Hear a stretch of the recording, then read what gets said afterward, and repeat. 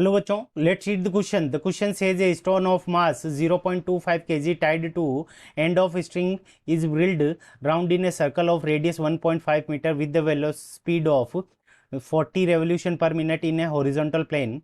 What is the tension in the string? तो पहले part में पूछा स्ट्रिंग में टेंशन कितना होगा.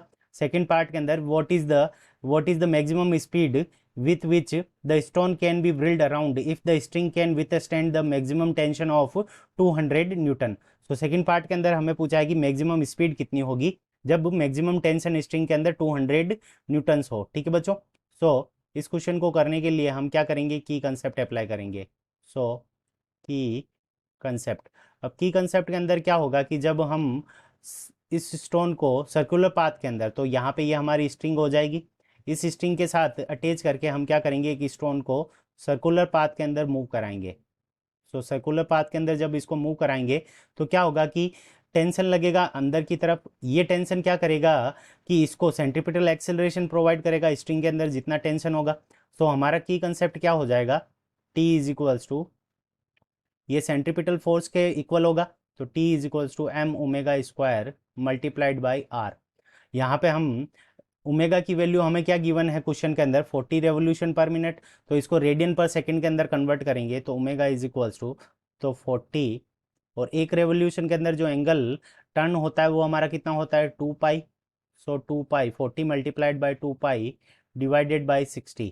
तो 0 से 0 कैंसिल हो जाएगा, इस 2 से ये हमारा 6 कैंसिल हो जाएगा, तो यहाँ पे 3 आ जाएगा. ओमेगा की वैल्यू हमारे पास में कितनी आ जाएगी, 4 pi divided by 3.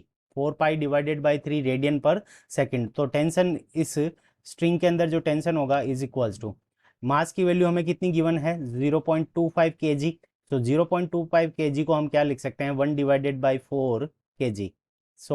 Multiplied by 4 pi divided by 3, 4 pi divided by 3, इसका हम क्या कर देंगे whole square multiplied by radius हमें कितनी गिवन है, 1.5 मीटर पर, 1.5 मीटर.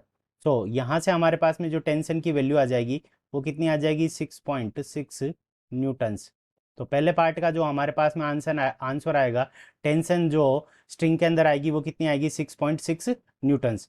अब बात करते हैं सेकंड पार्ट की. सेकंड पार्ट के अंदर पूछा है कि हमारी मैक्सिमम स्पीड कितनी होगी जब मैक्सिमम टेंशन कितना दे रखा है टी मैक्स. तो टी मैक्स की वैल्यू हमें गिवन है और हमें पूछा है मैक्सिमम स्पीड की वैल्यू. मैक्सिमम स्पीड को हम क्या लिख सकते हैं, वी लिख सकते हैं. तो M V square divided by R, M V square divided by R is equals to क्या हो जाएगा, टी मैक्स के इक्वल हो जाएगा. यहाँ से हमारे पास में v इज इक्वल्स टू क्या आ जाएगा, square root T max, square root T max multiplied by R, square root T max multiplied by R divided by M.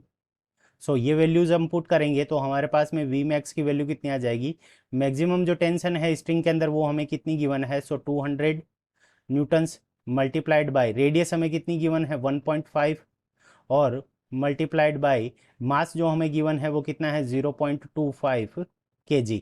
ठीक है बच्चों. इनको हम जब सोल्व करेंगे तो हमारे पास में जो वैल्यू आ जाएगी वो कितनी आ जाएगी, स्क्वायर रूट 1200, स्क्वायर रूट 1200 को जब हम कैलकुलेट करेंगे तो हमारे पास में आ जाएगा 34.64 मीटर पर सेकंड. ठीक है बच्चों. ये हमारे सेकंड पार्ट का आंसर हो जाएगा. पहले पार्ट के अंदर जो टेंशन आएगी स्ट्रिंग के अंदर वो 6.6 न्यूटन्स और सेकंड पार्ट के अंदर जो मैक्सिमम स्पीड आएगी वो कितनी आ जाएगी 34.64 मीटर पर second. This is our correct answer. I hope you understood it well. Best of luck. Thank you.